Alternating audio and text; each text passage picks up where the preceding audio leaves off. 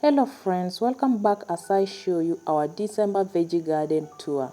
But before that, I'm going to show you where it all started before the current patch. I used to grow corn here. Here we call them maize. I would grow them all the way and there was no fence initially. Other than the maize, I would also intercrop sunflowers and other random veggies here and there. Sunflowers, I grew them from seeds.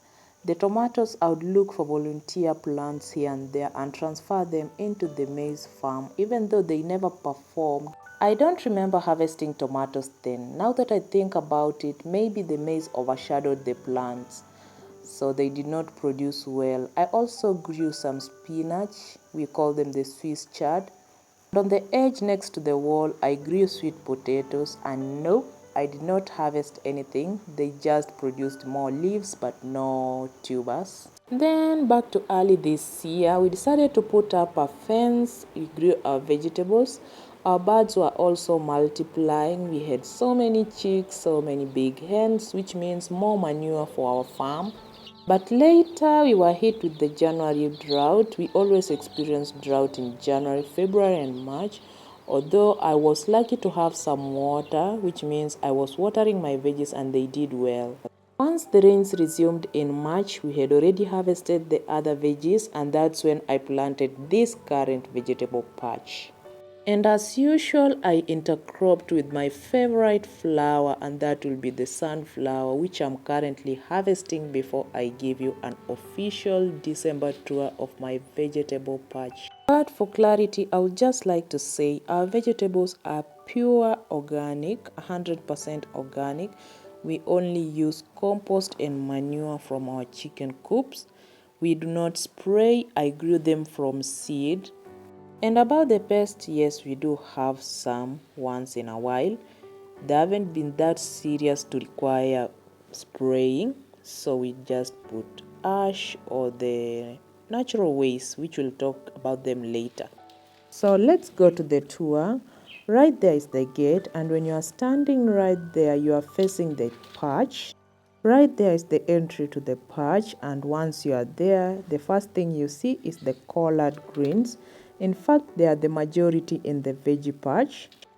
But do not be fooled, that's not all that is in the patch.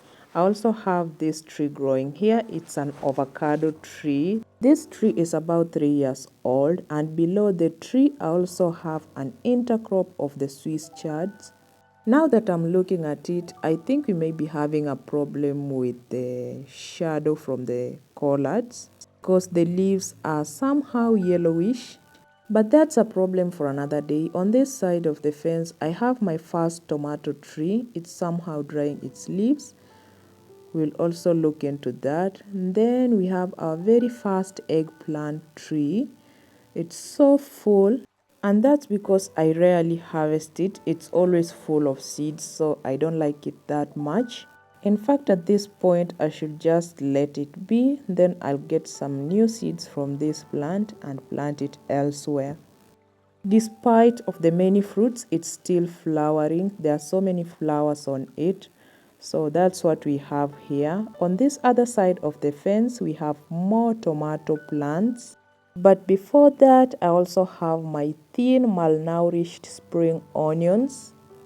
They are not that bad, maybe just a little neglected with more weeds taking over. Then our other tomato plant is here, and just like the previous one, it's also experiencing the same problems. The leaves are drying up, although the fruit seems to be fine.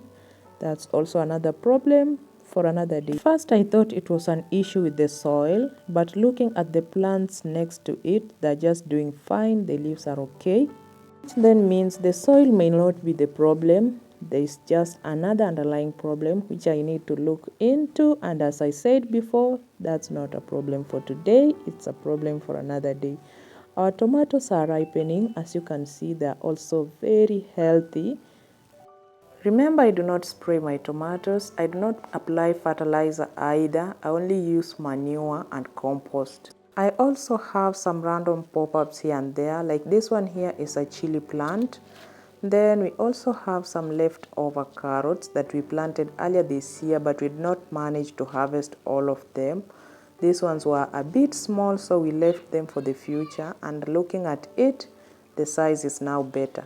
The Swiss chards that have not been overshadowed by the kales are really doing better. Like this one here, they are more like this, which are doing well. I know by now you are wondering, why would I grow so much kales? It's because some of these kales are fed to the chicken and the chicks. The rest of it is just for our own home consumptions. I still have more carrot plants here and there. Then I have some small tomato plants still growing. These ones are yet to start flowering. More of the hot chili plants also, but these ones are almost flowering because I can see the bulbs on the plants. Moving forward along the fence, we still have more plants, and here we have another variety of the eggplant. This one is much better. It has a very dark skin. It also grows very big. Unlike the previous ones, it does not put in the seeds quickly, which means you can leave it a bit longer and it still be fine. I also realized that it loves the hot season. When we have minimal rainfall, that's when it puts on a lot of fruits. It continues to flower also. I don't really know the exact name of this variety. If you know, you can help me identify it. Then at the corner of the fence, I have this lemon tree plant. It has grown over the years. It's about 2 years or maybe 2.5. And next to the lemon, I have this plant here. It's a vegetable. I don't know the English name, but in Swahili it's called mrenda. It has already bolted, although it's still producing new leaves. The only reason I'm still keeping it is so that I can harvest those seeds. Then I have another sunflower here. It fell before it matured. I'm not sure if the seeds are ready yet, but I'll be getting rid of it soon. I also have amaranth growing here and some other random places, although they have already bolted as you can see. I'm also still keeping them for the seeds. Aside from the leafy greens, I also have some root vegetables growing. These red onions are all over the place growing. You may not spot them easily because the collard greens have taken over the patch. The onions did not grow to a good size, and that's obvious because they are overcrowded with the other vegetables. Then on the wall where I used to grow the sweet potatoes, I have a pumpkin plant growing all over. As you can see, the leaves have been chopped off, and that's because we harvested them recently. For those of you who don't know, pumpkin leaves are edible and they are very nutritious. If you have one in your garden growing, you can as well eat the leaves as you wait for the fruit. Then last but not least, I also have an aloe vera plant growing next to my pumpkin plant. Aloe vera is not a vegetable. I'm just showing you because it's growing in this patch. So that's it for this episode on what's growing in my vegetable patch. This patch is not the only place we do our farming. Remember, I live on a homestead, and on the other side we have a bigger farm where we grow the maize and other things. Aside from gardening, we also keep our own birds. We raise them for both meat and eggs. I don't invest much in fertilizer or manure because that's what the birds are for. So this is it for this episode. Thank you so much for staying. Thank you for watching. For more of these kinds of content, for more of homesteading and slow living in the countryside, please do remember to subscribe. Until next time, bye.